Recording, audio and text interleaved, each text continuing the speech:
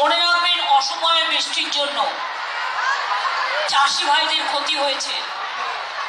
চাষি ভাইদের সেই ক্ষতি পূরণের জন্য পশ্চিমবঙ্গ সরকারের তরফ থেকে শস্য বীমা প্রকল্প চালু রয়েছে। এবার শস্য বীমা প্রকল্পে চলে এলো নতুন আপডেট। আপনারা জানেন, লোকসভা নির্বাচন শেষ হওয়ার কয়েকদিন পরেই মাননীয় মুখ্যমন্ত্রী জানিয়ে দিয়েছিলেন কৃষক বন্ধু ও শস্য বীমা প্রকল্পে টাকা দেওয়া হবে। সেই টাকা ধীরে ধীরে কৃষকদের অ্যাকাউন্টে ইতিমধ্যেই আসা শুরু হয়েছে।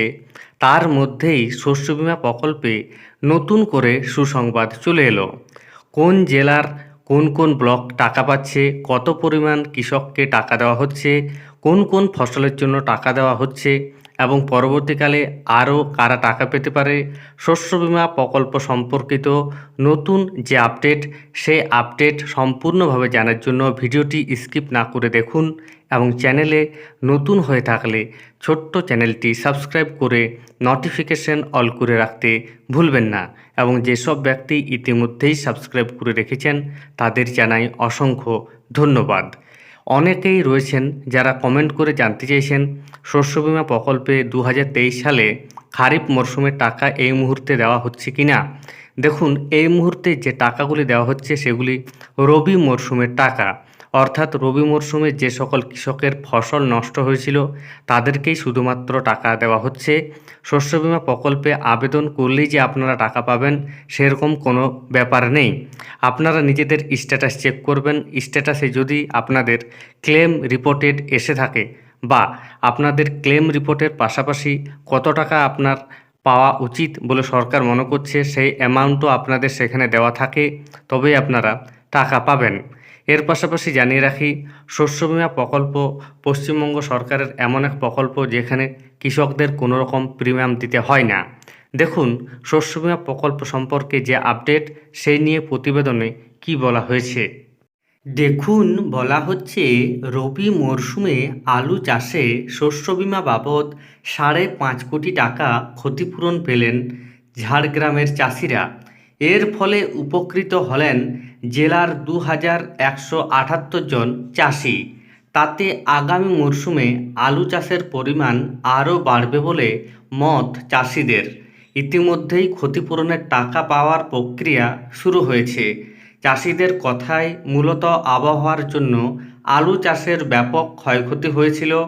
আলুতে বিভিন্ন রোগ দেখা দেয়, এর ফলে বিপুল পরিমাণে ফলন কমে যায়। তবে অবশেষে ক্ষতিপূরণ মেলায় জেলার বিনপুর ব্লকের 7টি গ্রাম পঞ্চায়েত এলাকার চাষিরা উপকৃত হয়েছেন।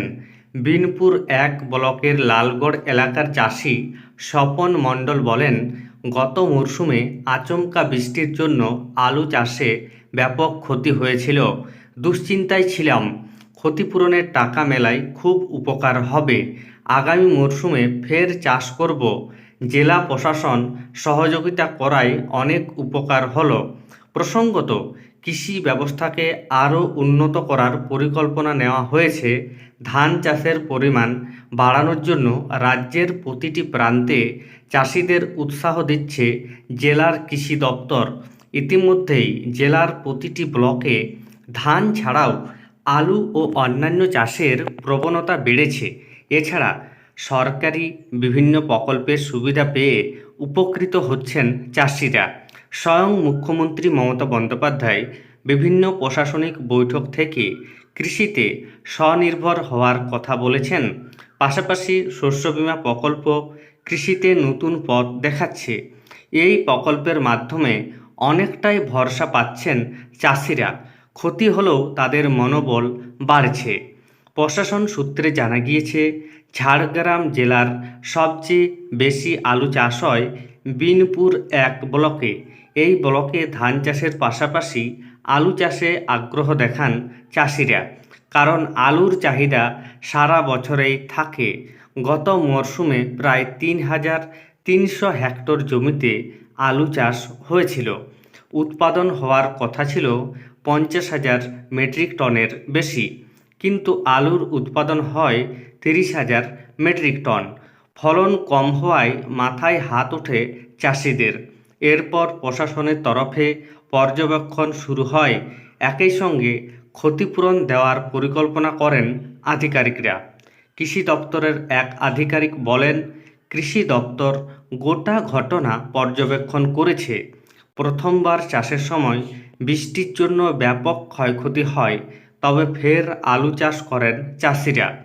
চাষ কিছুটা দেরিতে শুরু হওয়ায় নানা সমস্যা দেখা দেয়, তবে চাষিদের সঙ্গে আলোচনা করে অনেকটাই সমস্যার সমাধান করা সম্ভব হয়েছে।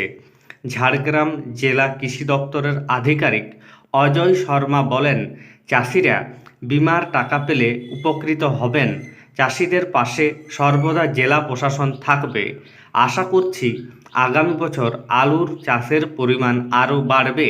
তাহলে বুঝতেই পারছেন, রবি মরশুমে যে ফসল নষ্ট হয়েছিল সেই টাকা সরকারের তরফ থেকে জেলায় জেলায় পাঠানো হচ্ছে, এবং নতুন করে যদি আরও টাকা বরাদ্দ করা হয় এবং কোন কোন জেলার জন্য আরও টাকা দেওয়া হতে পারে সেই ব্যাপারে কোনো রকমের আপডেট আসে আপনাদের অবশ্যই জানানো হবে। ধন্যবাদ।